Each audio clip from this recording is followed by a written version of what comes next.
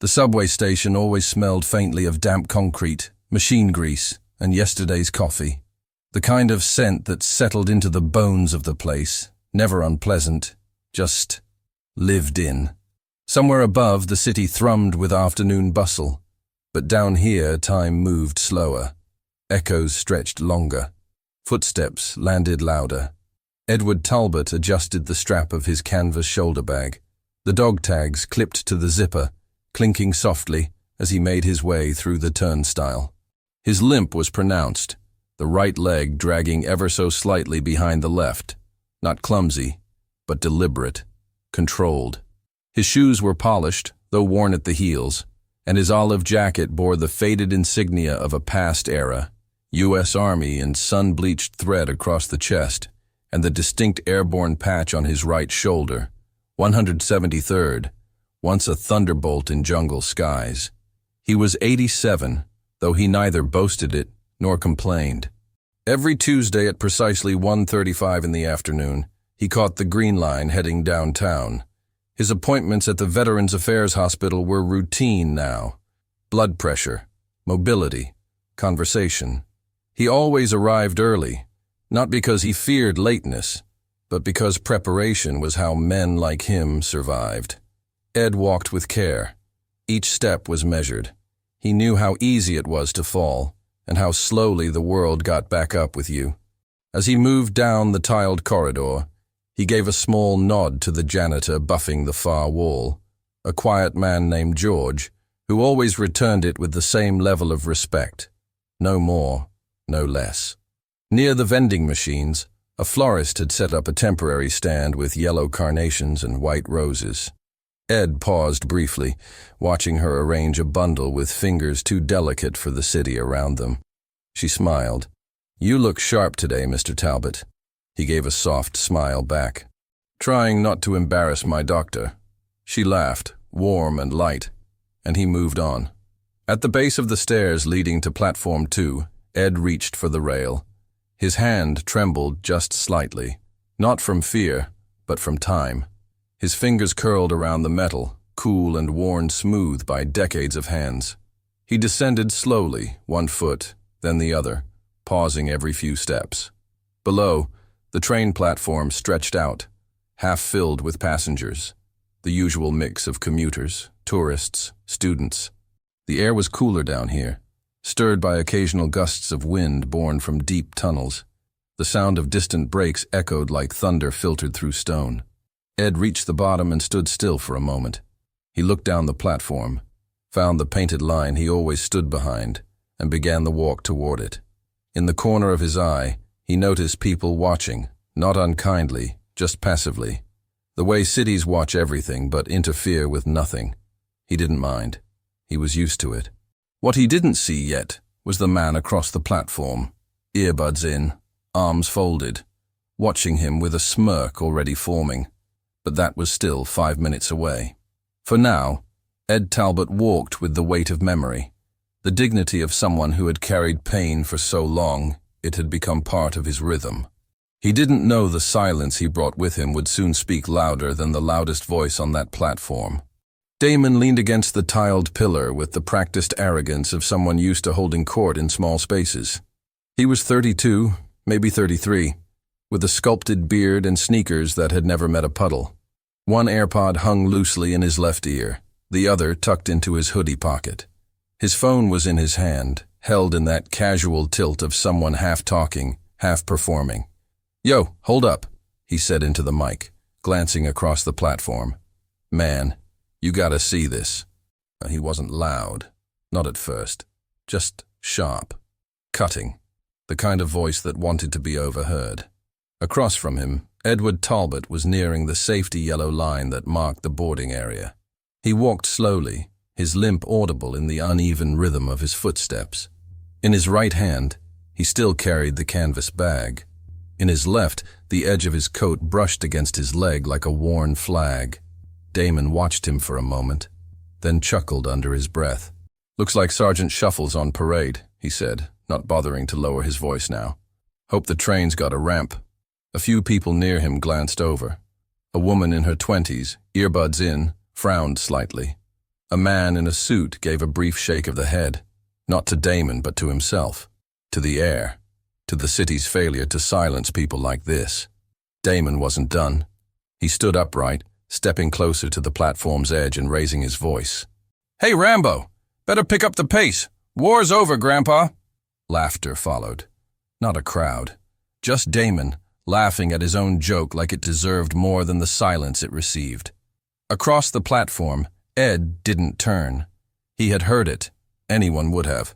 But his gaze stayed forward, fixed on the tunnel from which the next train would emerge. His jaw tensed slightly. That was all.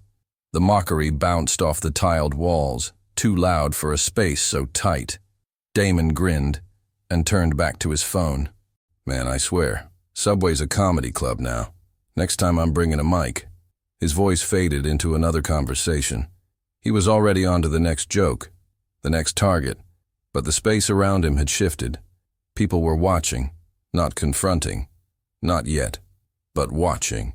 And across the tracks, Ed Talbot stood at attention, not out of pride, but out of muscle memory. His back straightened, his shoulders squared, and though the limp would always be there, in that moment, he looked 10 feet tall. The moment was passing, but the weight of it remained. In 4 minutes, the train would arrive, and something far heavier than a platform joke would roll through that station. A faint wind curled up from the mouth of the tunnel, not strong, just enough to stir the edge of discarded paper near the track. The subway announcement crackled overhead in a grainy voice that was half machine, half human. "Green line inbound. Arrival delayed. Please stand behind the platform line." A few people groaned. One man sighed loudly and stared harder at his phone, as if disappointment might rewind time. But the delay wasn't long, just enough to make people restless, just enough to make them notice each other. Damon rolled his eyes. "Figures," he muttered, pacing a few steps and then planting himself once more against the pillar. He glanced toward Ed again, but the spark of mockery had dimmed. For now, he was bored. Across the tracks, Ed shifted his weight carefully, favoring his good leg. The sharp ache in his hip had become more pronounced with the stairs. He pressed his lips into a line and breathed through it. In his hand, the canvas bag had begun to slip, and he adjusted it with a practiced flick of the wrist. He was about to step backward when a soft voice called out, "Mr. Talbot." It came from behind him. A young subway worker, no older than 20, approached with a folding chair clutched in both hands.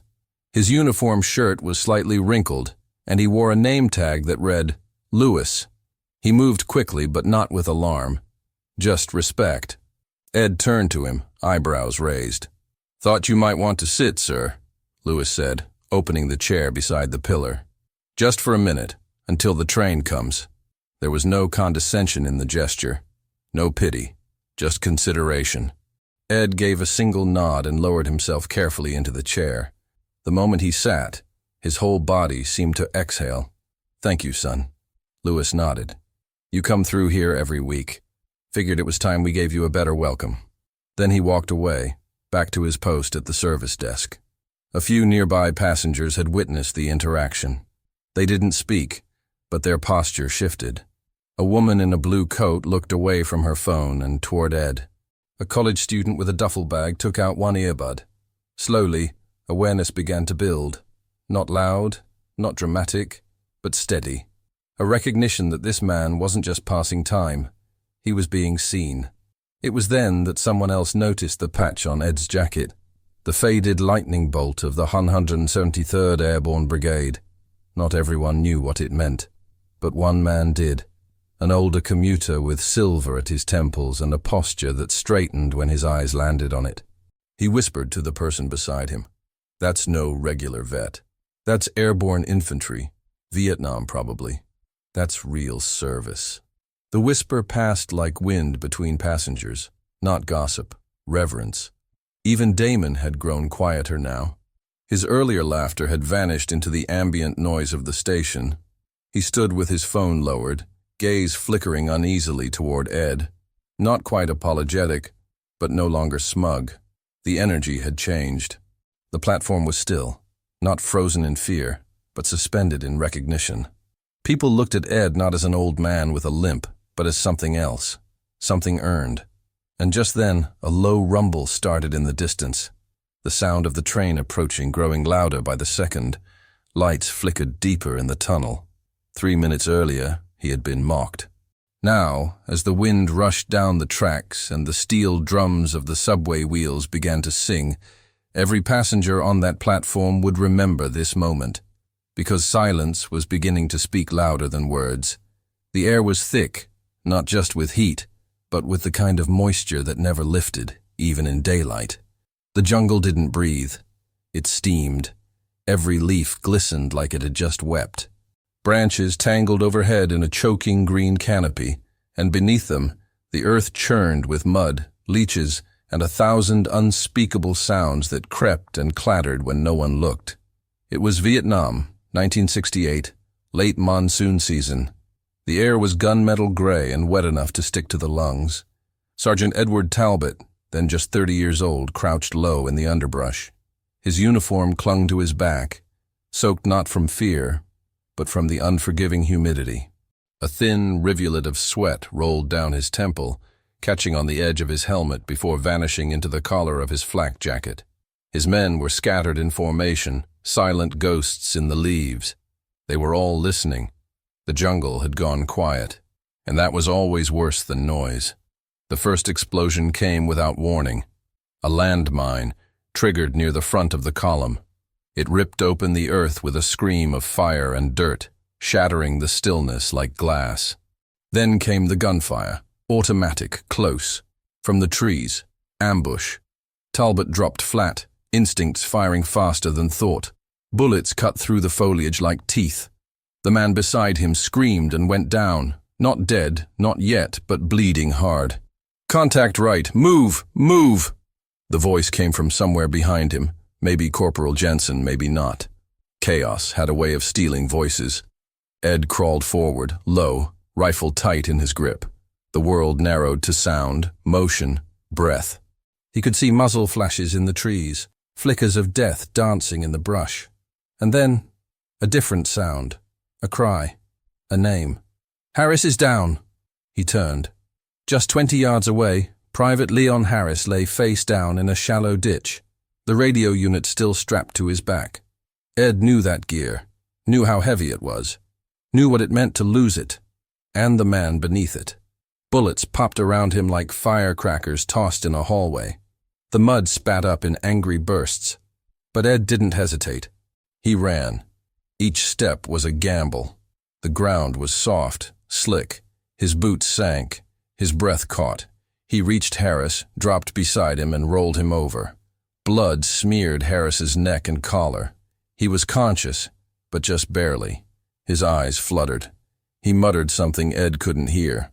"Stay with me," Ed barked. "You're not dying here." The radio's antenna was bent at a savage angle, pressing into Harris's spine. Ed yanked the straps, tore the unit free, and slung it across his own shoulders. Then he hooked one arm under Harris's and began dragging. It was slow, too slow. A spray of gunfire tore through the brush above them. A tree trunk splintered 3 feet to Ed's left. He dropped flat, shielding Harris with his own body, teeth clenched so hard he felt his jaw grind. He moved again, and that's when it happened. A sharp pressure, like someone slammed a hammer into his thigh. His leg buckled. White-hot pain radiated through his side. He cried out once, just once, and then bit it down. He couldn't stop. He wouldn't stop. He dragged Harris another yard, another 2, until finally, mercifully, hands reached from the brush ahead and pulled them both into cover. The medics worked quickly. Harris would live. Ed's leg wouldn't. The shrapnel had torn through muscle and nerve, slicing a permanent flaw into the rhythm of his stride. The doctors later called it a miracle that he kept the leg at all. But miracles in war were often just wounds you lived with longer. 2 days later, the field hospital buzzed with low murmurs and overhead fans. A thin curtain separated beds where pain whispered instead of cried. Harris awoke to a bandage thick across his chest, a bruised face, and the smell of iodine sharp in the air. His voice was hoarse, barely more than breath. "You came back for me?" Ed stood at the end of his cot, stiff but upright, his own leg wrapped tight and locked in a brace. His jacket hung open, the airborne patch still visible through the folds. In his hand, he held something.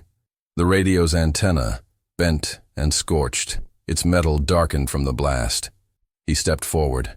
"I don't leave people behind," he said. His voice was steady, matter of fact, not defiant, not boastful, just true. Harris blinked, emotion already welling in the corners of his swollen eyes. "You could have been killed." Ed looked at the antenna, then placed it on the table beside the cot like a relic. "So could you." He turned to leave but paused at the curtain. For a moment, his hand gripped the fabric, not for balance, but to anchor something deeper. Then he spoke again, quieter this time. "That's the thing they never tell you," he said. "It's not about the orders, or the flag. It's the man beside you. That's who you fight for." He let the curtain fall gently behind him, and in that sacred silence, with only the heartbeat of machines and breath, Harris cried, not from pain, but from knowing what it meant to be carried by someone who would never ask to be thanked.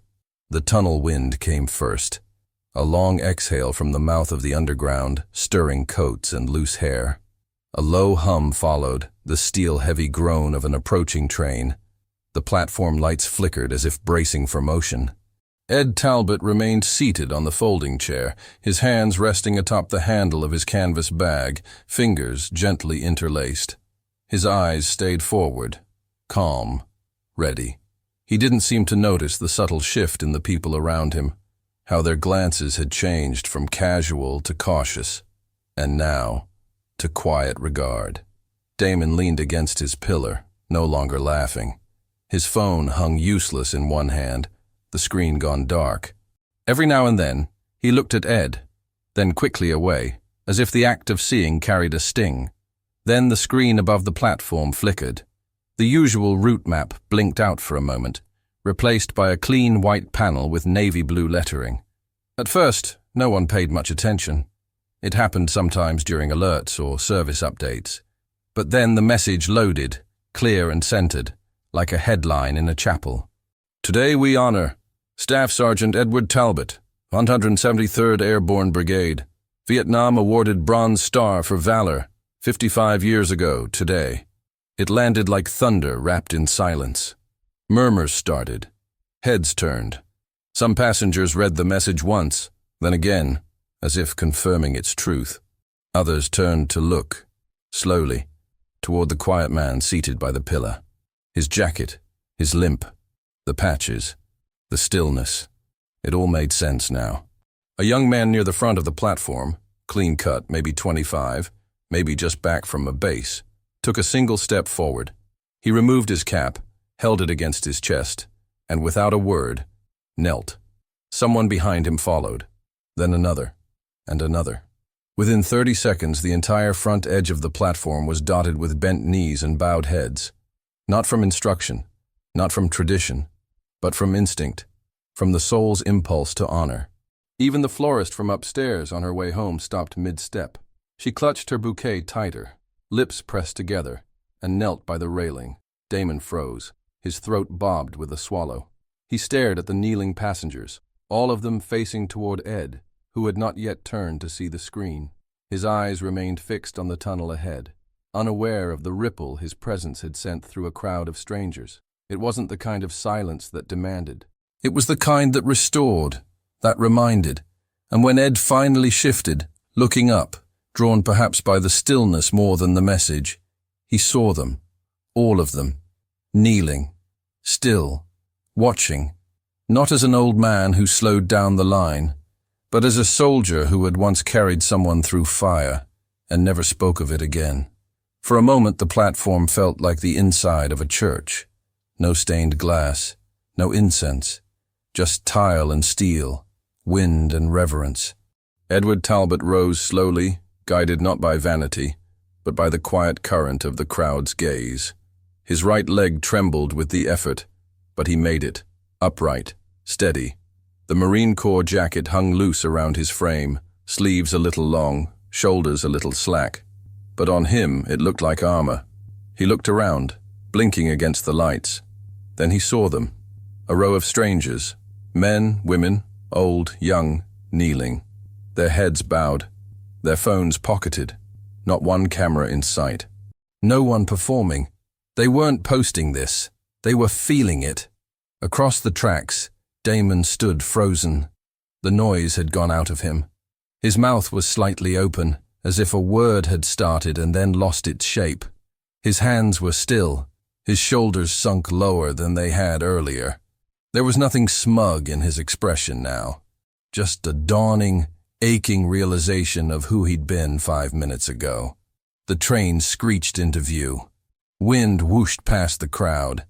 The metal body blurred by, slowing into place, its great brakes screaming like some wounded animal finally reaching rest. Doors slid open with a hiss, but no one moved. Not yet. A conductor leaned out slightly, confused by the stillness. His eyes landed on Ed, and he nodded once, sharp and firm, before disappearing back into the cabin. Then, without fanfare, a boy near the back of the line stood and stepped toward Ed. He had dark hair, a school backpack, and the hesitant reverence of someone raised right. "Sir?" the boy said, voice low. "Thank you."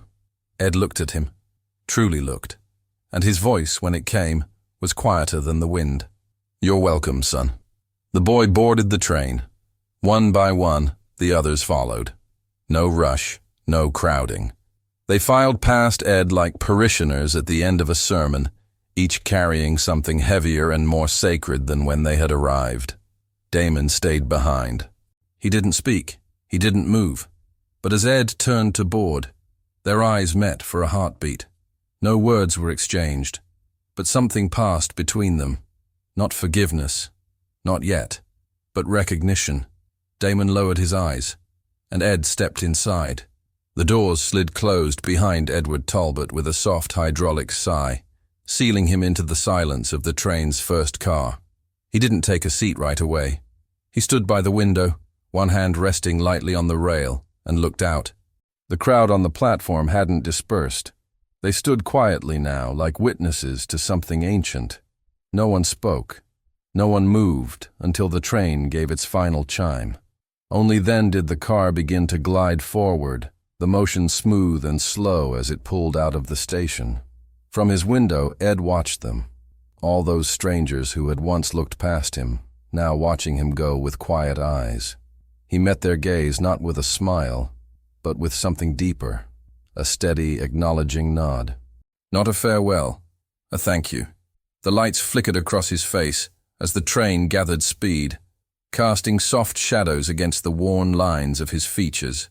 Lines shaped not just by age, but by duty, by loss, by the things a man carries without speaking. Behind him, a child seated with his mother whispered, "Was that man famous?" The mother didn't answer right away. Then she said, "Not the kind that needs a camera," and the train disappeared into the tunnel. Back on the platform, Damon remained standing. His phone still hung unused in his hand. He stared down at the screen, not texting, not scrolling, just holding it. A man standing in a place where he could no longer laugh. Above him, the screen that had once displayed the tribute faded back to the subway schedule. But no one would forget what it had shown.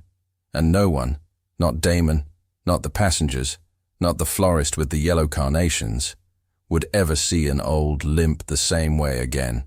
If stories like this resonate with your heart, like and subscribe for more untold moments of honor and kindness.